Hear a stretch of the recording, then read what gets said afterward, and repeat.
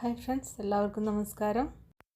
അപ്പോൾ ഒന്ന് എളുപ്പത്തിൽ ഉണ്ടാക്കാൻ പറ്റുന്ന ഒരു അടിപൊളി പലഹാരം നമുക്ക് ഉണ്ടാക്കുന്നത് എങ്ങനെയെന്ന് കണ്ടു നോക്കാം.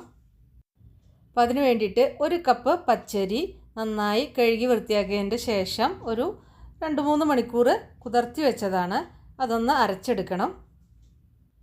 ഇനി ഇതിലേക്ക് ഒരു 1/2 കപ്പ് ചോറ് കൂടി ചേർക്കണം. അതായത് അരി എത്രയാണോ അതിൻ്റെ പകുതി ചോറെടുക്കണം. പിന്നെ ആവശ്യത്തിന് ഉപ്പ് കൂടി ചേർക്കുക.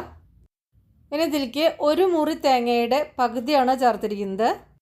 അതിൻ്റെ ആ ബ്രൗൺ ഭാഗം ഒന്ന് ചെത്തിക്കളഞ്ഞതിൻ്റെ ശേഷം ആ വൈറ്റ് പോർഷനാണ് ഇപ്പോൾ ഞാൻ ഇതിലേക്ക് ചേർത്തിരിക്കുന്നത്.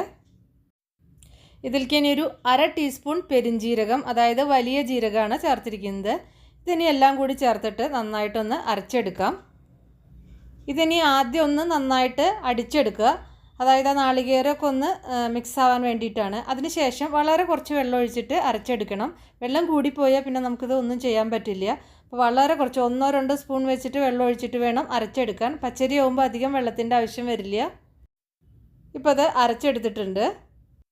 ഇതിനി ഒരു 10-15 മിനിറ്റ് ഒന്ന് അടച്ചു വയ്ക്കാം. ഇപ്പോൾ ഒരു 10-15 മിനിറ്റ് കഴിഞ്ഞിട്ടുണ്ട്.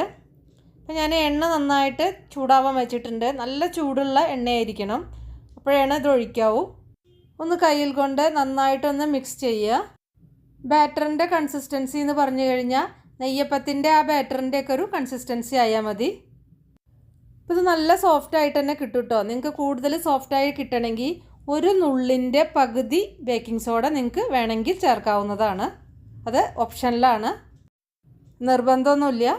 അപ്പോൾ പച്ചരി അവ കാരണം തന്നെ പെട്ടെന്ന് വെള്ളം കൂടിപ്പോവാനുള്ള ചാൻസ് ഉണ്ട്. അപ്പോൾ അത് പ്രത്യേകം ശ്രദ്ധിക്കണം. ഇനി എങ്ങാനും വെള്ളം കൂടിപ്പോയാൽ 1-2 ടേബിൾ സ്പൂൺ മൈദ ചേർത്താൽ മതി.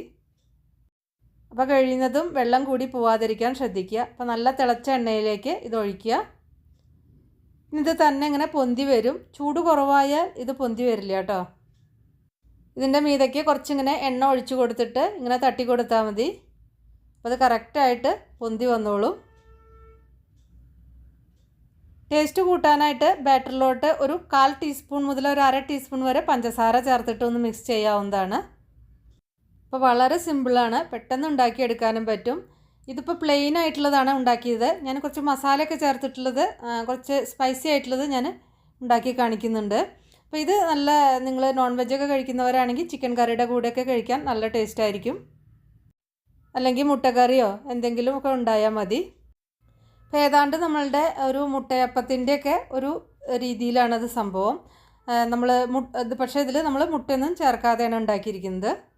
അപ്പോൾ ആർക്കും ഉണ്ടാക്കി കഴിക്കാവുന്നതാണ്. അപ്പോൾ സെയിം ബാറ്റർ കൊണ്ട് തന്നെ കുറച്ചും കൂടി ടേസ്റ്റായ രീതിയിൽ കുറച്ചും കൂടി ഇൻഗ്രീഡിയൻസ് ഒക്കെ ചേർത്തിട്ട് ഉണ്ടാക്കുന്നതാണ് ഞാൻ ഇനി കാണിക്കുന്നത്. അപ്പോൾ ഇൻഗ്രീഡിയൻസ് ചേർക്കുന്നതിൻ്റെ ആ വീഡിയോ എൻ്റെ കയ്യിൽ നിന്ന് മിസ്സായി പോയിട്ടോ, സോറി. അപ്പോൾ ഞാൻ എന്തൊക്കെയാണ് ചേർത്തതെന്ന് ഞാൻ ജസ്റ്റ് ഒന്ന് നിങ്ങളോട് പറയാം. അപ്പോൾ ഇങ്ങനെ കഴിക്കുമ്പോൾ നമുക്ക് കറികളുടെ ഒന്നും ഒരു ആവശ്യമില്ല. നല്ല സൂപ്പർ ടേസ്റ്റാണ്. നല്ലൊരു ചായക്കടിയായിട്ട് കഴിക്കാവുന്നതാണ്.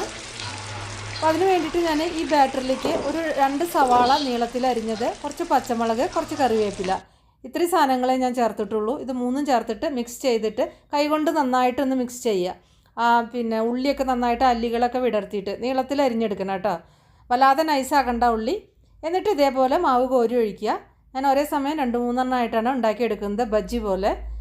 ഇത് ബജ്ജിയേക്കാൾ ടേസ്റ്റ് ഉണ്ട് കേട്ടോ. നല്ല സൂപ്പർ ടേസ്റ്റാണ്. ആ പെരിഞ്ജീരകത്തിൻ്റെ ഫ്ലേവറും ആ നാളികേരും ഒക്കെ കൂടിയിട്ട് നല്ല ടേസ്റ്റാണ്.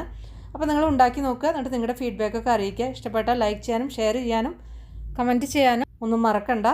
അപ്പോൾ നമുക്ക് വേറെ ഈസി റെസിപ്പിയെ വീണ്ടും കാണാം. Thank you.